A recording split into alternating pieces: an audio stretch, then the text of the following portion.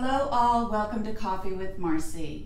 My mission is to inspire and empower, and what better way than through the success stories of others. And today I have Janel Tanna on. Hi. So glad you could make it. Thank you so much. This beautiful woman right here is an actress and a friend of mine. We actually worked on a couple of films together. Yeah, we did. Yes, so I actually played her mom in Irony of Catharsis. Which Very was, good mom. Yeah, well, thank you. Yeah, so that was really exciting, and I loved working with you, by the way. I love working with you as well. Thank you. You're welcome. But that leads me to the fact that you were just out of school and you were acting, and now 2 years later you are where you are, a filmmaker. So I want to talk to you a little bit about how that started for you. Yeah. Yeah, what was your background? What brought you to acting, first of all? Well, I think that everybody has several different paths that they can take in life. I always had somewhat of an artistic side. I was a dancer and a gymnast. I also painted and draw instruments. So there's always some kind of artistic background. However, I also had a heavy scientific background, and it just seemed like it's a very intriguing field, science, medicine. You get to help people. So I deviated more towards that path. Yeah. And then just serendipity took me into New York City, where I, on a whim, applied to the Lee Strasberg Institute. I'd been in the city for something else. Yeah. And I was accepted the next day. So I figured, nice time to give something a try, something different that I had always wanted to do. So it's funny how life takes you in different paths, right? It really is. And it's really cool that you went after that. You found a passion there in your acting. So now you are a filmmaker. You are a writer. Correct. And a producer and an actor. So, wow. So 2 years later, how did you write your first screenplay? How did that happen? I mean, I think I never really considered myself a writer. Although I will say I had a hand in several scientific journals and writing. So maybe a little bit of a writing flair. And it was just, I had this idea, coming from a medical background, I really wanted to look at end-of-life care and end-of-life decision-making. There was a case in the news about a woman with a brain tumor who went to Oregon for euthanasia, and it really kind of hit home because of a lot of the patients that I had dealt with in the past and just some of my experiences personally and professionally. That this is really an issue that touches a lot of families, a lot of medical providers, just everyone in general can somehow relate to a situation where a family member or themselves has been sick or facing a decision where medical treatment is kind of up in the air in terms of who's right, who's wrong. So I had this idea, and it was funny because at first I presented it to a couple of people, and they laughed it off. They did. They did. How interesting. They did. Well, shame on them. And one person I'm still very close to. Yeah. It was kind of like, when I presented this story, this is before it was written, this is when I just had the idea. Yeah. It was like, well, who would want to, it's sad. Who wants to hear about somebody dying? And I'm like, you're looking at it the wrong way. It's about somebody living and how they choose to live out the rest of their life. And it's interesting, that's the perception, right? Yes. Glass half full, glass half empty, True. How you perceive the story. Yeah. That's exactly right. Right. So because she's talking so much about this, Janel was actually, or is a doctor. So how did your background in medicine help you with filmmaking? I think that everybody is unique in terms of what they bring to the table. Some people are lawyers, some people have a business background, some people just have done film. I think for me, using a medical and science background is very helpful because I can bring something that is accurate to the table. I can see how things are really done. what would be accurate when you're, you know, giving a diagnosis or even doing a procedure, how even the hospital room looks. So I think that, I mean, my background in medicine allows the knowledge base, but it also allows a certain work ethic that is required of anyone who's gone through medical school or training like that has a certain work ethic, no matter where along the line they fall. You know, you get things done. Most are hard workers and have perseverance, so I think it helps in that way too. Well, I gotta tell you, I've seen you go into character, and it's a pretty amazing thing to watch. So you definitely put everything into it. Thank you. Whatever you're doing. Thank you. So this leads me to Sienna's Choice, which is your film. You wrote the screenplay, correct? Yes. Yes, and you produced the film, and you are the lead actress. Correct. Yes. So incredible things have happened with this film thus far. So I'd love to share with the audience a clip of your film. That sounds great. I know that I'm dying. I know that. But even though I'm dying, I'm still alive. It's summer, and I feel like I've never seen the sun. I want to feel the air on my skin. I want to hear the birds chirping. I want to feel the sticky New York humidity out there on my skin just one last time. That was really awesome, Janelle. So, Thank you. So first of all, when did the film premiere? So the film premiered last year in Hudson Valley. It was our first, and it's funny because it's actually a very early edit. My director, Linda Palmer, and I always laugh.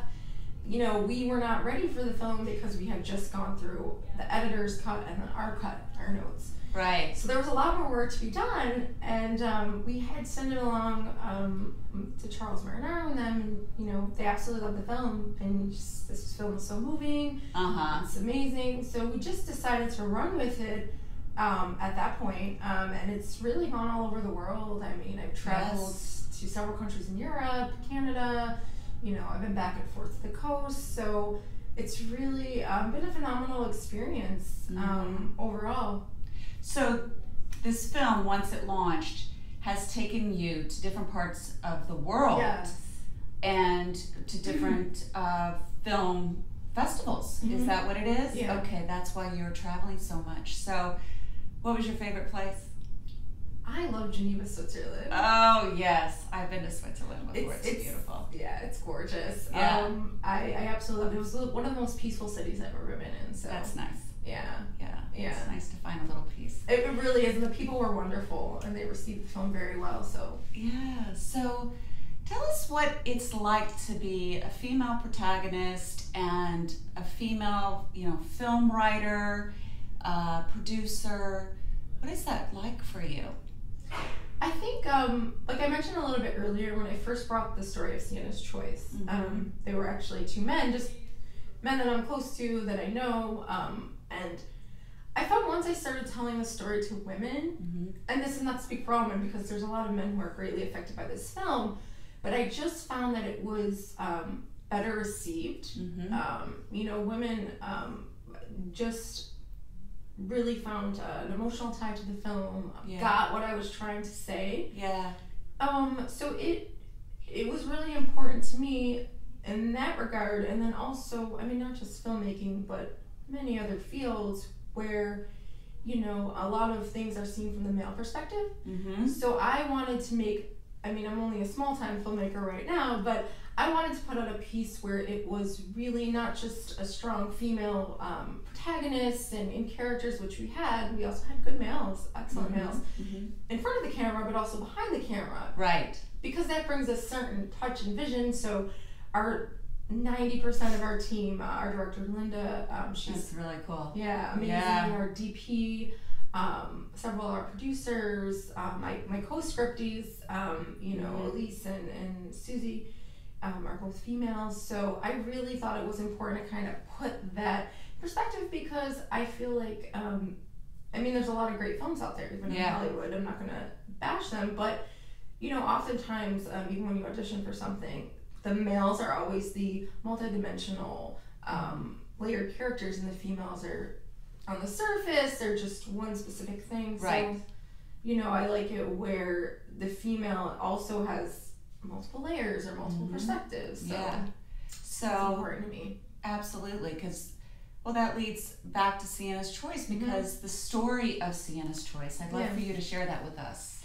So the story of Sienna's Choice, like I said, when I started, I just had an idea, and eventually I just got something down on paper, just freestyle. And I enlisted the help of two who've become very good friends, and I've worked on several projects with them now. We're making other films. To kind of, because I'm only in my own mind, so I like a different perspective, and we don't have our own strengths. Yeah, sure. So it's really about life, and what life means. Is it the number of days we live, or how we live the days out? I like that. Yeah, thank you. My character has a metastatic stage 4 ovarian cancer. Oh, goodness.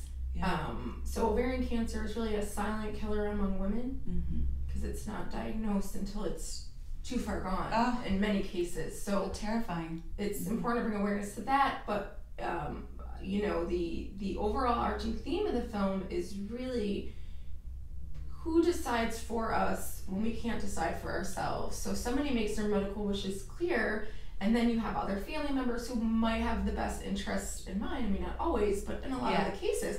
But they might be incongruent with what the patient themselves wants. Right. So because of that, there's a lot of dynamics that comes into play when someone either does or does not make their wishes known, and then when they can no longer make those wishes known, people are left speaking for them. So it really, really looks at that dynamic.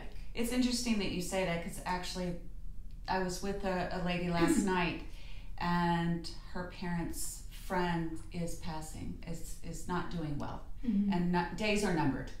And it was, please don't hook me up, let me live out my days, give me some dignity. And he was of sound mind. It was just his body internally was shutting down. Right. So he had the opportunity to make the choice. But you're right, it's like, that's hard. I mean, if you don't have it written down and you haven't told anyone, and someone else is making that decision for you. That's very true. That's why it's very important to have your advance directives. And also sometimes when people do make their cases, and then it's not done on paper, or, there's some conflict in between, it's just a very important issue that people and family talk about these things in the case that something does happen. And it's also important to respect, some people, you have to respect that, they don't want anything further done, especially in the case where life-saving treatment is just not possible. It's not going to extend their life, and it actually might prolong them being debilitated in the hospital. Some people don't want to live their last days out the hospital. Right. But on the flip side, even what your beliefs are, you also need to respect some people want everything, everything done at all costs, and you really have to take a step back and take the patient's wishes really as paramount to what the overall decision will be. And, as a neurosurgery resident, I sat on and helped lead several of those meetings where what to do and the finality of life is taking place. So it's really a film with a message. So I think that when you asked earlier how my background can help with filmmaking, I think that having a specialized background, no matter what that field may be, really helps you get out specific messages in a as accurate way as possible. Like we were talking about earlier, it's still a film, so there's still some dramatization, and there's it's never exactly because you are on a film set, but really getting a socially relevant message out there while using your backgrounds in multiple places. So now I can use filmmaking as well as my medical background. I love that. Link the two. Because you're getting a message out there in an entertaining format. Exactly. Yeah. The film has won some great awards. You yourself have won Best Actress multiple times. Yeah, so congratulations. Thank you. I'd love for you to tell us about the awards the film has won. Well, this is still our early edition of the film. So initially, our goal was to make a short film, 40 minutes or less. I really wanted to get qualified on the Oscar list. That was a really big goal of mine. Sure. Which we still might go back now and retroactively do. Okay. This wasn't our final cut. It ended up being 56 minutes. So it's kind of an awkward length for a film because most features are 70. So I've had distributors approach me and people, can you add a few scenes and get it out there?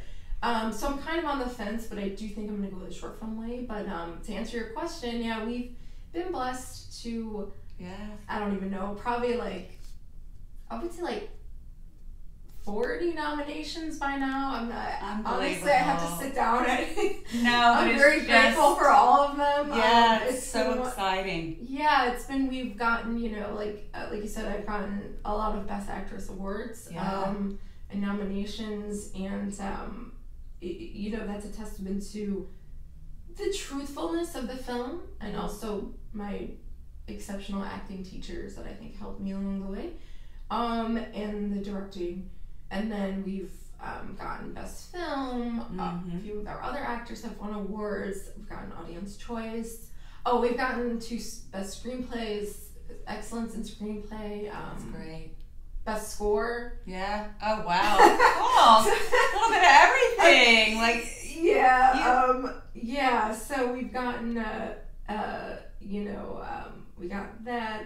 And we did a kind of a marathon session sitting down in California, 10 hours. Linda and I and our sound engineer, and going through with the wonderful music that our musicians put together, placing it. And then nominations just about for everything in terms of ensemble, producers. It's really incredible. Yeah, so we're very well. Congratulations very at the early stages because you are continuing on this path. So I guess it's the late stages for the 56-minute version, right? Because that'll be I feel like we're going to be retiring that soon. We've got 2 screenings coming up, but when I get a little bit of time, I want to kind of go back and tweak it down a little bit and get to that 40-minute or under mark. And well, good luck with that. Thank you. Yeah, that's great. Thank you. One of the things I wanted to know is who inspires you? That's a good question. I think at different points of my life, it's been different people. Okay. I think, growing up, I was a gymnast. So I was a competitive gymnast. I looked up to a lot of the older elite gymnasts who were world champions or Olympians. So I really looked up to them, and I think they set a good tone for a role model just because, being a gymnast, I really gained a certain kind of focus and work ethic and just goal setting. Yeah.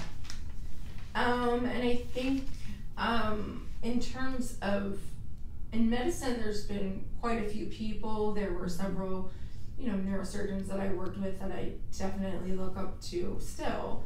Filmmaking, I didn't mention, but along the lines of using medicine, when I was about a year and a half ago, I actually, at one of the film festivals on the West Coast, a man came up to me and was like, your acting was great, but who was your medical expert? And me. Me. So pretty cool to say that. Yeah. So he was like, oh, it's great. He's a psychiatrist. So he's also a filmmaker. He made an outstanding film called Shattered Families. It's a documentary that looks at the mental health system and the breakdown in that system, and with families and the government and everything else. And he's also written books. So. He's making another film, which will be coming out soon. So he's an inspiration in terms of seeing somebody that combining medicine, making films, doing several things that are putting something out there in the world, and also that he enjoys doing. Right.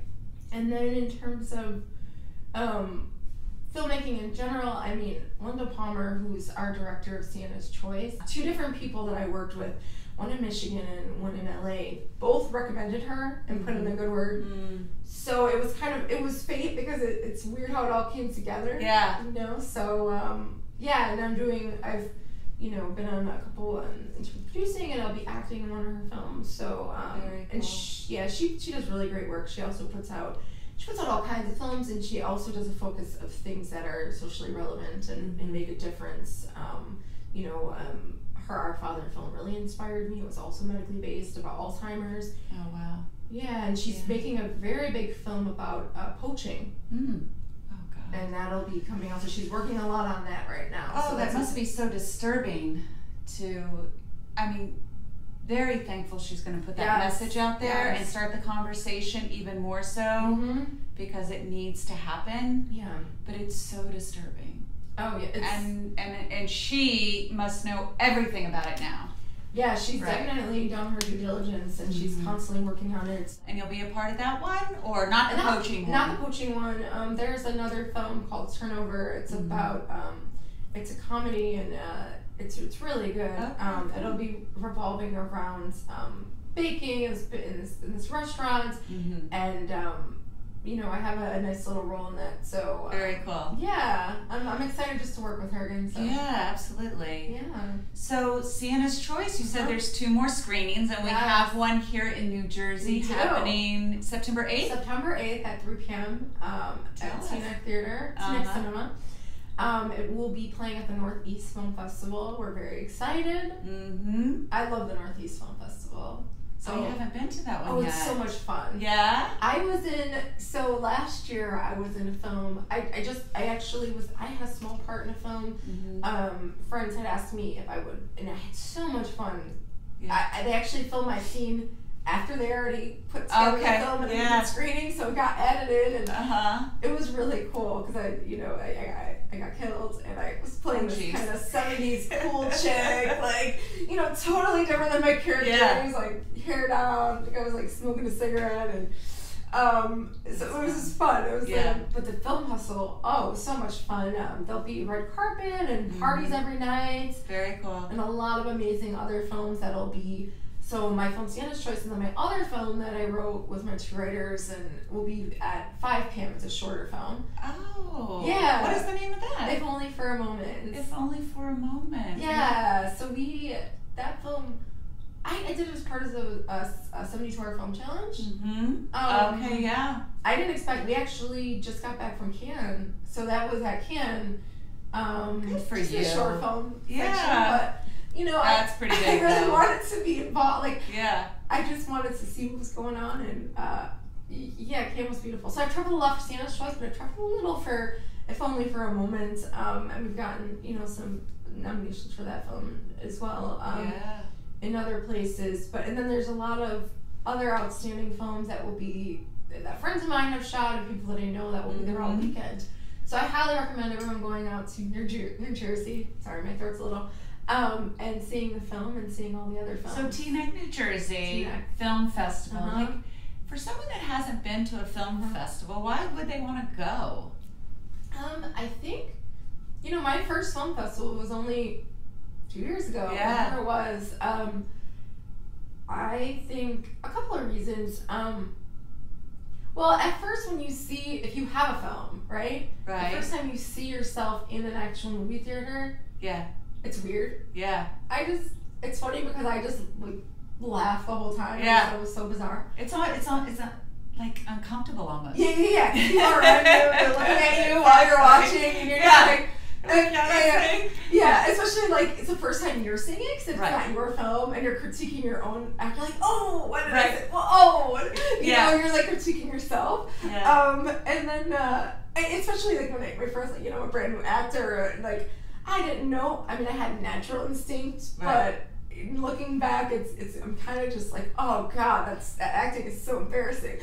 But besides it, but it's a great experience. You see your film, and I think the fun part is for everybody going on the red carpet, and there's parties, there's networking, and you make some really good friends. Yeah. Just that were in other films, that are just visiting the film festival. And I don't think people realize that how many actors, if you say, wow, I haven't seen an actor for a while, they're making films. Exactly. Yeah, and they're at the indie circuit. That's true. And you are nominated again for Best Actress and Best Director. Yes. right? Yes. So we're nominated. We're very grateful for the nominations. Best Actress in a Feature Film. So for this film festival, we're considered a feature. Okay. Just depends on the film festival where they decide to put us because of our weird timeline. Yeah.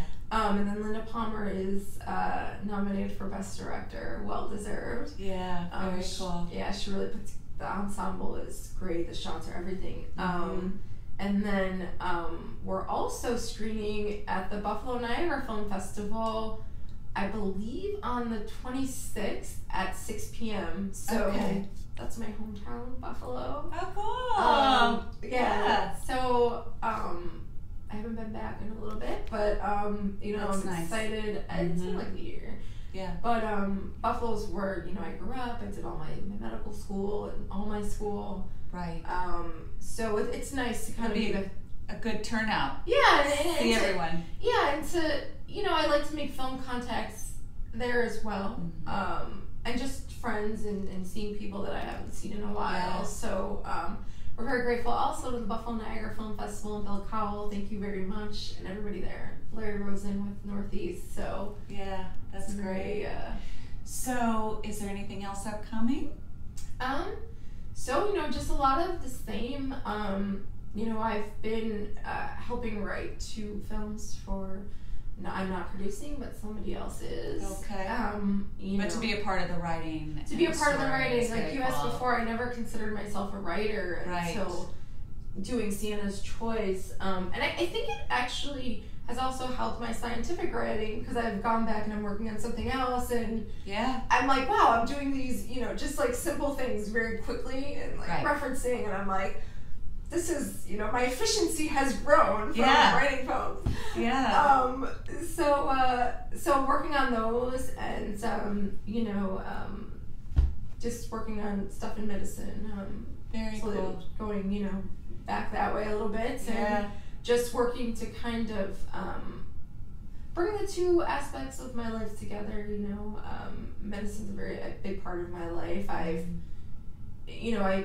Not just being an MD, but I've been in healthcare since I was probably 17 years old. Okay. So it's been a good part of my life. I've been in the hospitals, or, you know, working in nursing homes or pediatric offices, just every kind of aspect of healthcare that I've been involved in. Well, there's definitely a purpose for you because you were on that path, and then now doing the filmmaking and bringing them both together, and the message that you're going to put out there and getting people to think. Thanks, so that's Marci. Really awesome. I really appreciate it. Congratulations on everything that you're doing, so and good luck at the next film festival. Thank I you. look forward to seeing the continued growth with you. So thank you, and I just want to add, Marci is a phenomenal human being. Oh, thank you so much. You're welcome. Many times, and I'm so happy to see you with your own show. And thank you. Yeah, like we were talking about earlier, I totally see you in this light. This is thank you really for that. phenomenal. Thank you. So you're welcome. Thank you for having me. It's really cool that, you know, 2 years ago where we were and where we are today, so it's pretty awesome. Yes. So sharing that with you today. Cheers. Thanks, Marci. Thank you again, Janelle. You're welcome. Sienna's Choice at the Northeast Film Festival, September 8th, 3 p.m. Correct. All right, pretty awesome. All right, thanks guys for tuning in. Thank you. And we'll see you soon. Bye. Bye.